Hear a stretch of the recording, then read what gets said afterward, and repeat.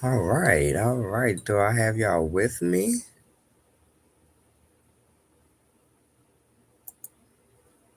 Let's see. Do I have y'all with me? I think I am live. Yeah, I think I am live. Welcome, everybody. Welcome to my live chat. I am Mike, the Universal Artist, Mike Universal, and I'm here to answer all of your travel questions that you might have.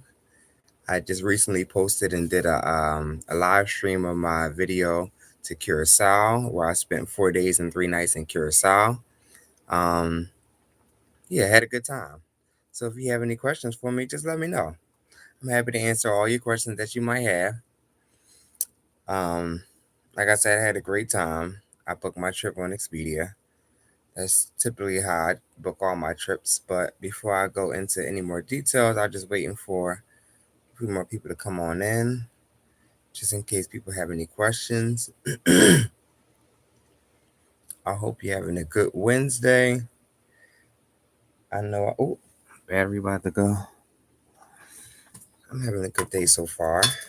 It's Wednesday here at Philly, 3:28 p.m. Sorry, I wasn't live at 3 o'clock. I was hoping that it would be a live chat with my video, but for some reason I didn't upload properly. So I wasn't able to have a live stream with the video like I was hoping. So that's why I'm going live now that the video is over. So that if anybody is still around and they want to have any of their questions answered, I am here to answer all your questions.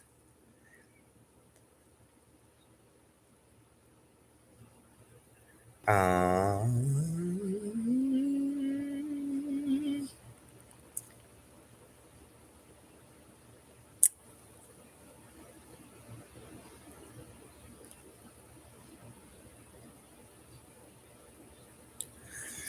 but yeah, all right, so I'll get started. Um, Curacao. Curacao was absolutely beautiful trip. I had such a great time in Curacao. It didn't cost me that much to get there. Like I was saying in my video, all in all, after taxes, it cost me almost 900. It wasn't exactly $900, but it cost me almost $900. That was for 4 days, 3 nights in Curacao. That included my flight and the hotel. And I actually did get travel protection as well. So that included the travel protection I had on my package also. That travel protection included like free flight cancellations, free booking cancellation. If there's any issues with your flights or delays, they support with that, so you don't have to pay anything extra. If you lose your luggage, they help replace your luggage and things like that. So it really is helpful, especially when you're traveling abroad and you're going to different countries. I actually suggest getting the travel package, even if you don't have any issues, to have that extra added protection for when you go places in case something does come up. I say it just saves you a lot of headache and saves you a lot of stress, and you don't have to be worrying about it when you're on your trip. But I did book through Expedia. I've been booking through Expedia for at least 8 to 10 years now. And I've come to find with all the research that I've done, VRBO, Airbnb, Kayak, and all these other things, they give me the best price for a total package. Whereas a lot of the other sites, there is either the flight or there's either the hotel that they're giving you deals with, but it's never typically a combined package. And you'll have to buy or purchase either or separately, and that's when your cost typically rises. Whereas when you book through Expedia, you could just book a travel package that includes your flight and your hotel, and all of that will give you a general price. I've gone to Mexico for about $650, 4 days, 3 nights. Stayed at a 4-star hotel. So they're relatively inexpensive, don't cost a lot. And if you take the time to book your trip, you'll have a great time. I always have a great time, and I typically go on my trips solo. The last trip that I took back in August, I actually took with a good friend of mine. Other than that, I usually travel on my own. But that's how I book. I book through Expedia in terms of getting from the airport to the hotel. I also booked what they have like what do they call it? What's the term? I think it's just like transportation. It's a different term, but it's like transportation from your flight to your hotel, and then when the trip is done, from your hotel back to your flight. You can pay for all of that ahead of time as early as 6 months before your trip. It cost me about $25 round trip for that ride. Whereas if I had to call like a Uber, it may have cost me a little more when it really come down to it. Because when you travel to a lot of places in foreign countries, they'll hike up the prices for the cabs and Ubers because they know foreigners are going to pay it and they don't really know the price difference. So I typically do my travel package as well with, I mean, not my travel, but my transportation package along with the travel package so that I don't have to worry about getting from the airport and the hotel once I get there. It's already planned. Usually when I get to the airport, I just have to go to the area where they have the pickup spots where they have like the cabs and your rides to your hotel. They'll have somebody standing out there with a sign. You just go up to that to those. You just go up to those individuals. Excuse me, y'all. Go to those individuals. Let them know your name and that you're with you and that you're with them. They'll check their list to see if you're on their list, and they'll tell you get them right in the car, and you'll go right on there. Only difference about that is that sometimes you'll be in that van, car, or whatever with other people, and depending on where your hotel is, amongst the entire group is when you get dropped off. If your hotel is closer to the airport, then you'll probably be one of the first people to get dropped off. But if your hotel is typically furthest away from the airport, you'll be one of the last ones to get dropped off. Um, for some people, that might be annoying because they just want to get right from the airport straight to the hotel. But for me, I don't mind it because I don't mind like seeing. I like to sit and watch my surroundings as we're traveling so I can see how we're getting to the place, what it looks like, what the area looks like, what the general population of where people live before you get to the tourist area, what that looks like. I like to take my camera out as well and get that content also. But I just like to keep my eyes open and watch my surroundings and see what's going on as I'm on my way to the airport. So the time that it takes, it really doesn't bother me. And typically, I usually end up having a conversation with whoever is in the ride with me and make friends and stuff like that. So I don't mind it. um, but once I do get to my hotel from whatever trip that I'm taking, I want to spend no more than about 15-20 minutes in the hotel doing whatever I need to do to get ready. And then I want to hit the streets. I want to get out. I want to explore. I want to walk around, see what's going on. I usually go on Google Maps leading up to my trip so I can get a visual of what the area looks like, where all the stores are, restaurants, bars, liquor stores, whatever it may be. I want to look all at it up before I get there. I'll save certain landmarks and certain places that stand out to me. I'll save them to my Google Maps so that once I get there, I just pull it up and I can find the directions to those places. But it saves me a lot of time and energy and headache going on my Google Maps and figuring out the area before I get there. Excuse me. Because for some people when you're going into a new area, well, for the most part, for most people, when you're going into a new place, especially if you're traveling, you're going to a foreign country, it can seem like it can be a little scary. You know what I mean? Because you don't know anything. Nothing is familiar to you. You don't recognize anything. You don't know anybody there. You don't know where anything is yet. So it can be kind of intimidating at times. But if you give that extra step, give yourself that extra step by going on Google Maps, go and look up your hotel address, put that in the Google Maps, and then just explore the area. I usually do a satellite view, so it gives me, or a terrain view, so it gives me a visual of like the trees, the streets, all the stores, and how it looks in real time. And I just walk myself through the area just to see what's going on, so that once I'm there, I'm like, oh, okay, I remember this one I'm at. Or okay, I remember I just had to walk this way or that way. Or I remember this street for when I saved it. You know what I mean? I kind of already have an idea and it feels a little more comfortable and it feels a little more familiar to me once I get there because I've taken that extra step to be able to guide myself through the area before I get there. But then once I do that, I just walk around. I'll see where the restaurants are in proximity to my hotel. I'll see where the shops are. I usually know where the beach is because I always want to get on that beach. So I usually book a hotel either right across the street from a beach or no more than a block or two from where the beach is, so I can just walk. But then I'll just walk around the area and see what's going on, and you'll see some of that in my video where I walk through Artist Alley. They have a particular area in Curacao where if you walk down this street, you'll see people playing chess and playing different games on the board games. And then as you walk through, you'll see all this type of artwork, graffiti, sculptures, and things like that painted all along the wall that different artists from the area have painted over the years. And it just really makes the area come alive, really makes it vibrant.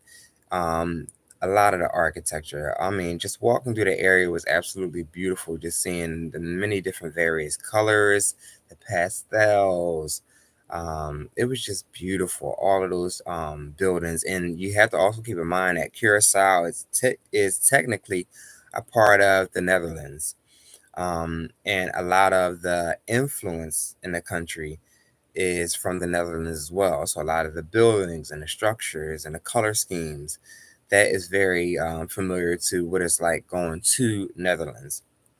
But in terms of the people, there are people that are native Curaçaoans, people who are from Netherlands that are living there now and stay there, and there are people from all over the world. But it's a great place to go, a definite melting pot of different cultures. Everyone speaks English. That is something that you do not have to worry about. I was pleasantly surprised because one of the things I also do, y'all, and I think it's actually necessary. Natives love it, and I also think it's respectful to the people who live there. But I try to learn a little bit of the language of any place that I go, just general stuff if I can. Hello, goodbye, thank you. Um, do you have this? Do you have that? How much does this cost? How do I get here? How do I get there? Do you speak English? Different ways that I can communicate with people while I'm there, because it's like you're going into someone else's country, and I just feel like it's a little ignorant to go into someone else's country and expect them to speak your English language or speak whatever language that you speak, and that if they don't, then you get frustrated or angry with them, or just feel like they're ignorant. If you're going into a foreign country, try to learn some of the language. Give yourself some time. I'm not saying be absolutely fluent by the time you go. I mean, learning another language is not easy, but at least learn general basics. Thank you. Learn how to tip. Learn how to communicate with people when you're in stores, because it goes a long way. It helps you communicate with people and makes things a lot easier. And I think it makes it a lot more respectful as a tourist coming into another person's country to be able to speak some of the language. So I did some of that as well.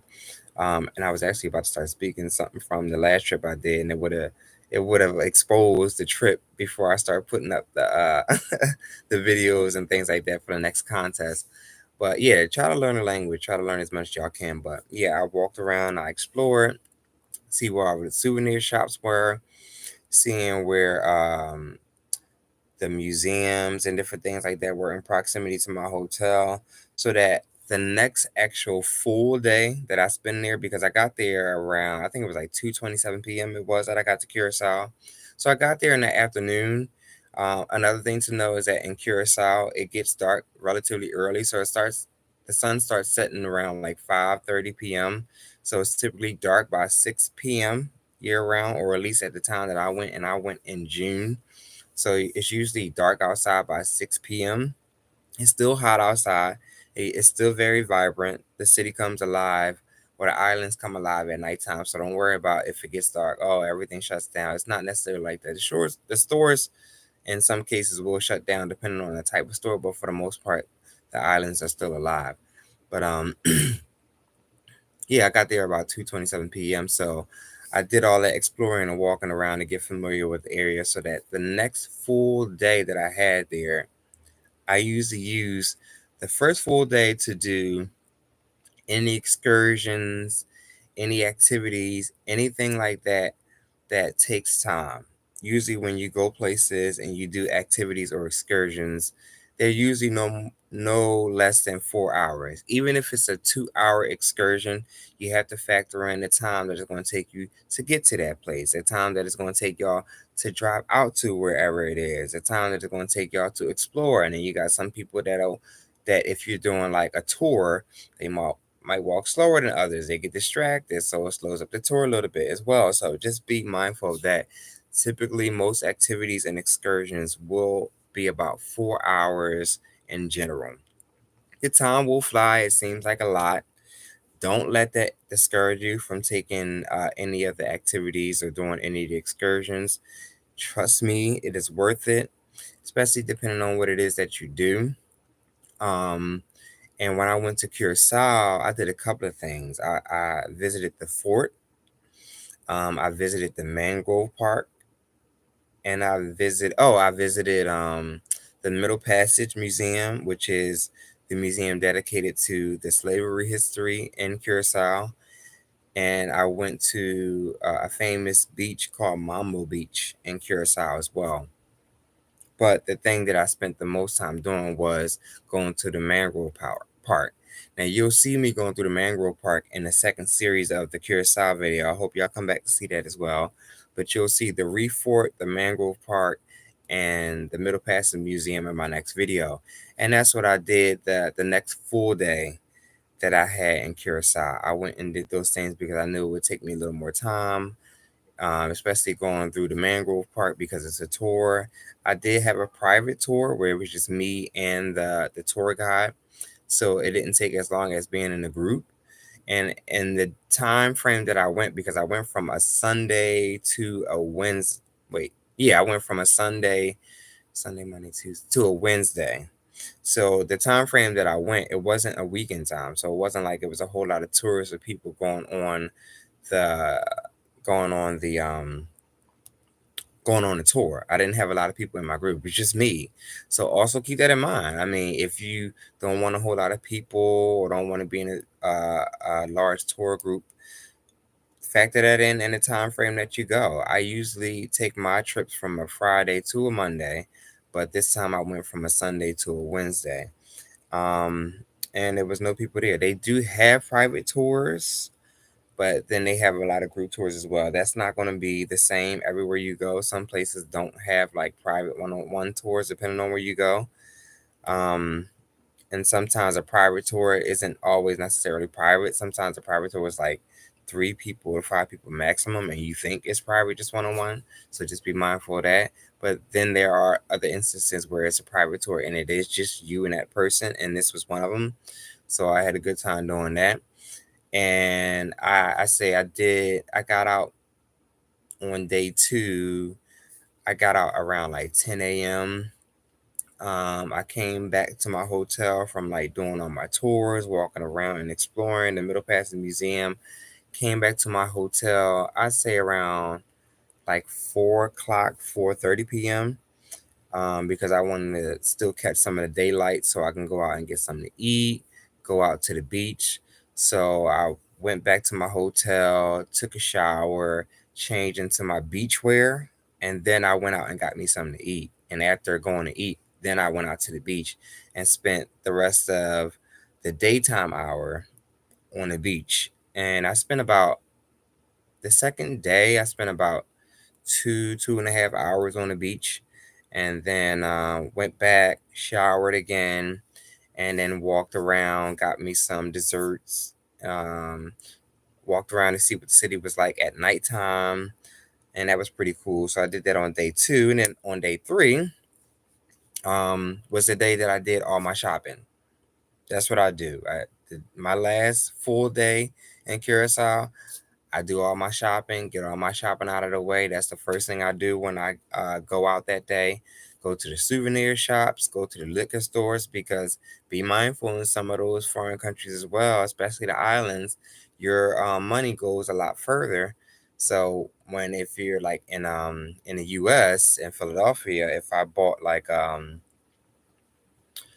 bottle of like, oh, I'm not gonna say that 'cause I don't like that, but say if I bought like a bottle of Patron, if I was in the United States, a bottle of Patron, uh, the 750 milliliter one, that bottle will run me about $50 to $60 of Patron.